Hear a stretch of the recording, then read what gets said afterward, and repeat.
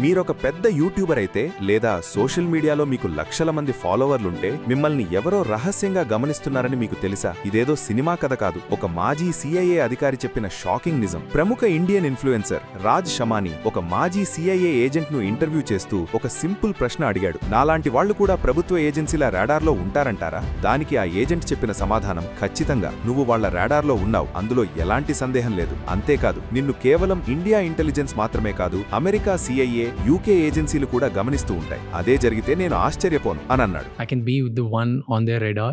You're absolutely on their radar. You're for sure.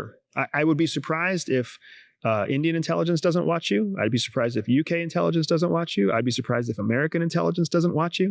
Somebody has your name on some list somewhere, and they're either collecting and watching your content. ఎందుకని? దీనికి కారణం ఒక్కటే, influence. Raj షమానీ యూట్యూబ్లో కొన్ని కోట్ల మందిని ప్రభావితం చేయగలడు. ఇంత పెద్ద సంఖ్యలో ప్రజల ఆలోచనలను మార్చగల శక్తి ఉన్న ఎవరినైనా ప్రభుత్వాలు ఒక కంట కనిపెడుతూనే ఉంటాయి. ఆ ఏజెంట్ ఇంకా ఇలా వివరించాడు, నీ పేరు ఏదో ఒక లిస్ట్లో ఎక్కడో ఒక చోట ఉంటుంది. నీ కంటెంట్ను ఒక మనిషి లేదా ఒక ఆర్టిఫిషియల్ ఇంటెలిజెన్స్ అంటే ఏఐ నిరంతరం స్కాన్ చేస్తూనే ఉంటుంది. నువ్వేదైనా అసాధారణంగా చేసే వరకు వాళ్ళు వేచి చూస్తారు. ఇక క్లైమాక్స్ ఏంటంటే, మేమిప్పుడు మాట్లాడుకుంటున్న ఈ ఎపిసోడ్ను కూడా సిఐఏలో ఒక ఉద్యోగి గ్యారంటీగా చూస్తున్నాడు అని ఆ ఏజెంట్ తేల్చి చెప్పేశాడు. 100% this episode is being watched by a human being at CIA, guaranteed. ఈ విషయం విన్నాక మీకు ఏమనిపించింది? ఈ డిజిటల్ యుగంలో మనకంటూ వ్యక్తిగత ప్రైవసీ అనేది ఇక లేనట్టేనా? మనం మాట్లాడే ప్రతి మాట, పోస్ట్ చేసే ప్రతి కంటెంట్ రికార్డ్ అవుతోందన్నమాట. ఇన్ఫ్లుయెన్స్ పెరిగే కొద్దీ మనపై నిఘా కూడా పెరుగుతుంది. ఈ షాకింగ్ నిజంపై మీ అభిప్రాయం ఏంటో కింద కామెంట్స్ లో చెప్పండి. ఈ వీడియోని మీ ఇన్ఫ్లుయెన్సర్ స్నేహితులకి షేర్ చేసి